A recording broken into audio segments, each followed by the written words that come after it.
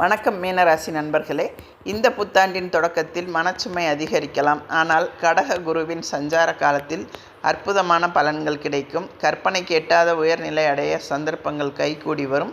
வருட தொடக்கத்தில் உங்கள் ராசியில் சனி செவ்வாய் சேர்க்கை இருப்பதால் குறுக்கீடுகளும் குழப்பங்களும் வரலாம். எதையும் எதிர்கொள்ள தயாராக இருப்பது நல்லது. தொடக்கத்தில் அர்த்தாஷ்டம குருவாக இருப்பதால் ஆரோக்கியத்தில் கவனம் தேவை. இந்த தமிழ் புத்தாண்டில் மாபெரும் கிரகமாக விளங்கும் குருவின் பெயர்ச்சி 2 முறையும் ராகு கேதுக்களின் பெயர்ச்சியும் நிகழ இருக்கிறது. ஒவ்வொரு கிரகங்களும் பெயர்ச்சியாகிற பொழுது அதற்கேற்ற பலன்கள் மாறுபட்டு கொண்டே இருக்கும். குரு உங்கள் ராசிநாதன் என்பதால் அதன் பார்வைக்கு அதிக பலன் கிடைக்கும். உங்கள் ராசிக்கு லாபஸ்தானத்தில் ராகுவும் பஞ்சமஸ்தானத்தில் கேதுவும் சஞ்சரிக்கப் போகிறார்கள். சர்ப்ப கிரகங்களுக்குரிய வழிபாட்டை செய்தால் யோகங்கள் அடுக்கடுக்காக வந்து சேரும். அதே நேரம் சனி குரு ஆகிய 2 கிரகங்களும் சில நாட்கள் வக்ர இயக்கத்தில் இருப்பதால் அந்த நேரங்களில் கூடுதல் கவனம் தேவை. குரு பயிற்சியானது வைகாசி மாதம் 12ஆம் தேதி, அதாவது 26/5/2026 அன்று குரு பகவான் கடகராசிக்கு பயிற்சியாகி செல்கிறார். அதன் பிறகு ஐப்பசி மாதம் 3ஆம் தேதி, அதாவது 20/10/2026 அன்று சிம்ம ராசிக்கு குரு பயிற்சியாகி செல்கிறார். பிறகு மீண்டும் மாசி மாதம் 1ஆம் தேதி 13/2/2027 முதல் வருட கடைசி வரை கடகத்தில் சஞ்சரிக்கிறார். இடையில் குரு வக்ரகதியிலும் இயங்குகிறார். என்ன இருந்தாலும் குரு இருக்கும் இடத்தை காட்டிலும் பார்க்கும் இடத்திற்கு பலன் அதிகம் கிடைக்கும். வக்ர காலத்தில் வழிபாடு அவசியம் தேவை.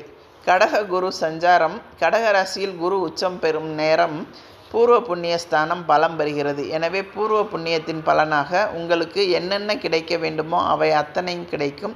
குருவின் பார்வை 1, 9, 11 ஆகிய இடங்களில் பதிகிறது. உடல் ஆரோக்கியம் சீராகும். உற்சாகத்தோடு செயல்படுவீர்கள்.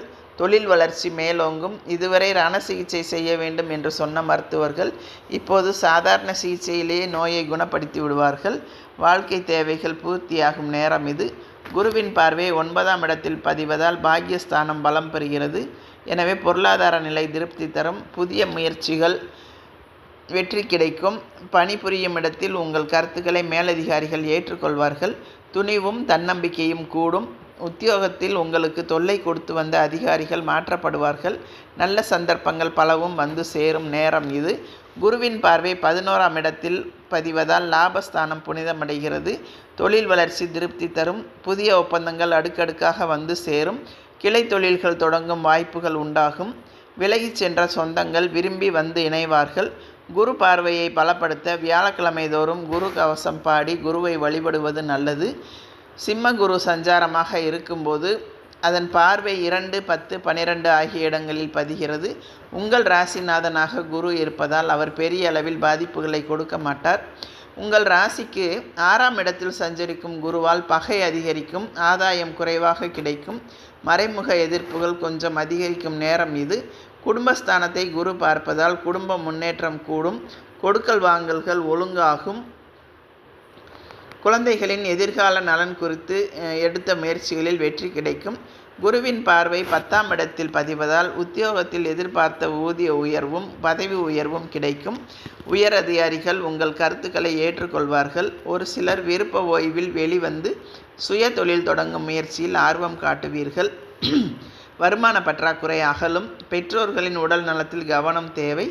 இதுவரை ஸ்தம்பித்து நின்ற தொழில் வெற்றி நடை போடும். ஏற்றுமதி இறக்குமதி வணிகம் செய்பவர்களுக்கு எதிர்பார்த்ததை காட்டிலும் கூடுதலாக லாபம் கிடைக்கும். குருவின் பார்வை 12ஆம் இடத்தில் பதிவதால் விரயங்கள் அதிகரிக்கும். வீண் விரயங்களிலிருந்து விடுபட சுப விரயங்களில் ஈடுபடுவது நல்லது.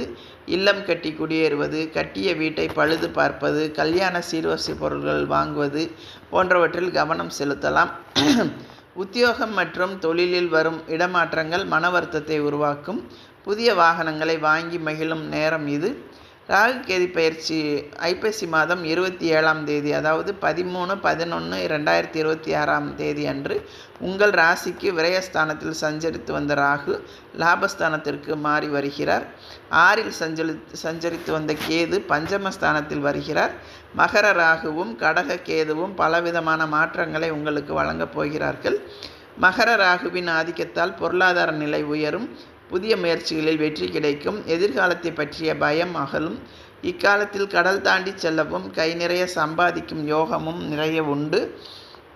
அதே போல் பஞ்சமஸ்தானத்தில் சஞ்சரிக்கும் கேதுவால் நெஞ்சம் மகிழும் சம்பவங்கள் நிறைய நடைபெறும். அண்ணன் தம்பிகளுக்குள் இருந்த கருத்து வேறுபாடுகள் மறையும். பாகப்பிரிவினை சுமூகமாக முடியும். பூர்வீக சொத்துக்களை விற்றுவிட்டு புதிய சொத்துக்களை வாங்கும் எண்ணம் கைகூடும். ஆன்மீக நாட்டம் அதிகரிக்கும். உங்களுக்கு இந்த வருடம் முழுவதும் சனிக்கிழமை தோறும் பெருமாள் லட்சுமி வழிபாடு பெருமை சேர்க்கும். அஷ்டலட்சுமி கவசம் பாராயணம் செய்தால் அன்றாட வாழ்க்கை நன்றாக அமையும்.